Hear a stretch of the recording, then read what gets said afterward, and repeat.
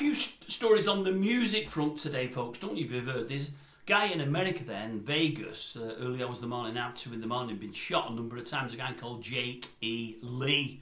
Don't know if you know of him. He used to be a guitarist for Ozzy Osbourne. I don't know if it was in the Blizzards of Oz incarnation of Osbourne's band, or whether it was just Ozzy Osbourne at that time. I know Randy Rhoads was the first after he left Sabbath. I think Jake E. Lee replaced Rhoads. I may be wrong.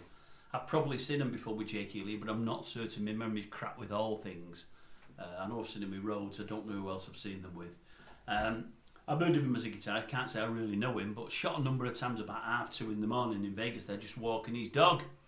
Anyway, he's in intensive care, but they say he's getting better. He's going to survive, and they say it was just a random shooting. All a bit weird, really. I'm looking at something today on one of the websites as I'm going through things, and they've got the 10 dearest guitars of all time. It might be the 20, to be honest with you. A couple of them were like John Lennon guitars and so on and so forth. A couple of them were Pink Floyd guitars. Many were electric, some were acoustic. But I was amazed at what was number one. I always thought the number one guitar was the one they call Greenie. It was owned by Peter Green, ex of Fleetwood Mac, and I believe he sold it many, many, many years ago now to Gary Moore. For those that watch the channel know I absolutely adore Gary Moore as a guitarist in his own right and performing in his own right, but also in his time with Thin Lizzy. He bought it many a year ago, and I think he sold it a few years since now. I mean, he's dead now, unfortunately, Gary, but he sold it. They say he fell on hard times and needed the money. I didn't realise he was on hard times at the time, but he sold it, got a good few quid. I think it's now with, is it Kirk Hammett, is he called, in Metallica? I've never really followed Metallica. The two, I know they were for years, but I'm in a 70s, 80s time warp me. Well, 70s in the main, folks. I always have been. So I'm not really up on Metallica, but I think he's using it. I think he plays it on a regular basis. But no, the top guitar of all time was one owned by Kurt Cobain from Nirvana.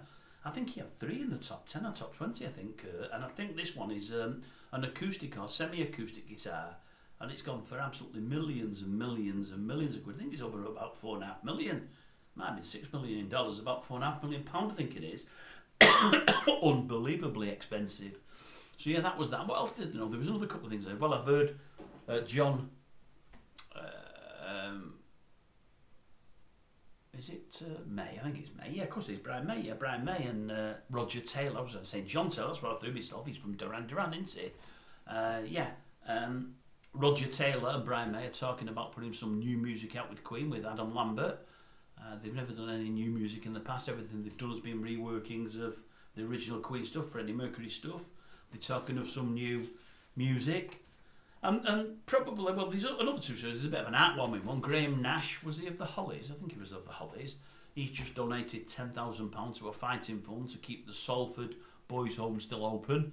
I think they need about $250,000 by the end of November, so it's only a small amount, 10 grand, but no doubt it'll get them kick-started, and hopefully others will put towards it. I think it was a boys' club as Nash was growing up, and I think they used to practice there with a couple of members of the band. I think it's the same club. Where is it? The Smiths had the photo took on one of the early LPs. I'm pretty sure it was the Smiths. I may be wrong. I'm not a massive Smiths fan, but I think I'm right on that one. Anyway, he's give 10 grand towards it. And the story that's most upset me today, music-wise, because I've got a vested interest in the band, or did have. Obviously, it's not as bad as the shooting, but it's pretty bad. You've got your man there, is it old Alex Van Halen, talking about Van Halen, the group, and his brother, Eddie, who's obviously long since died now. Well, not long since, but died a while ago now. Eddie, one of the greatest guitarists of all time. Some might say the greatest, just a real innovative player there. Alex is saying, yes, he said, we were rehearsing in 2020. We were looking at getting the band back together. 2022, I think it was. When he says the band back together, he means obviously without Eddie, because Eddie was no longer. But he said I was rehearsing with David Lee Roth, the original Van Halen singer. We was going to bring Mickey Anthony back. He's not played with the band for years and years and years. We was going to use, I think it was Joe Satriani on guitar. And everything was going well. And one day I just mentioned to David, he said, David, you know, during the course of the show somewhere, we're going to have to do something, you know, about Eddie.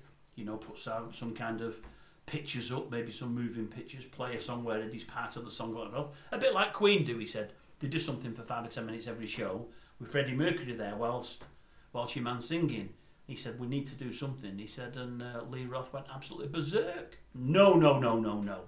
He's gone now, he's gone. Why do I want to do anything with him? Blah, blah, blah, blah, blah. He said, he just hit the roof. He said, he flipped. He said, I wanted to punch him. I should have punched him. The background I come from, he said, that's how I've been brought up. He said, but I just walked away and thought, that's it. It isn't going to happen. And I thought to myself, why on earth would Lee Roth not want to dedicate 10 minutes of a show to one of the greatest musicians of all time? And I'm thinking, it's just crazy. Now, it's weird, this, with Lee Roth. I seen Van Halen when they first toured the first LP in Great Britain. I've said it in the past on here. They supported Black Sabbath. They blew Black Sabbath away. They were absolutely sensational. For all it was only 45 minutes set, absolutely sensational. But through that, we've always known David Lee Roth is a bit of an oddball. You know, even at the time of the first LP, he was coming out with quotes and doing things that were crazy. I've read his book. His book is fantastic. It's, if you want to read a book to do with a rock band, you want to read that. It's fantastic, I promise you. But he's obviously a nutter. Now, many years later, well after he'd left Van Halen, I seen him touring his own band, and I went to see him in Manchester. Must be 25 years ago now or something like. I was so looking forward to seeing him. He'd had a couple of singles out. He still sounded brilliant on record. I thought, I can't wait. This is going to be sensational. It was dire. His voice was shot even then, and when I say shot, I mean shot. It's been the same ever since. I've said it on here in the past. I've seen a few films now of, say, the last 20 years. One Van Halen have got back together for this show or that show or whatever it may have been, and his voice is terrible. Absolutely terrible. It's absolutely all over the place. He tends to not sing. He does different shouts and different noises to mask the singing that he can't do. He's just dire. And I'm thinking, you've got nothing about you anymore. At one time, you was a god. I mean, as a frontman, he was frontman par excellence. I mean, I'm not saying he's the best singer of all time, but to watch as a frontman in his youth, he was just brilliant. He was captivating. He was Mick Jagger times 4. He was absolutely brilliant as a frontman. Just unbelievable, unparalleled. He was just sensational. But he's never ever had the talent that Van Halen's had, as in Eddie.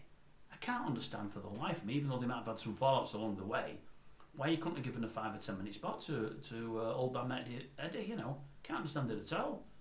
Just absolutely crazy.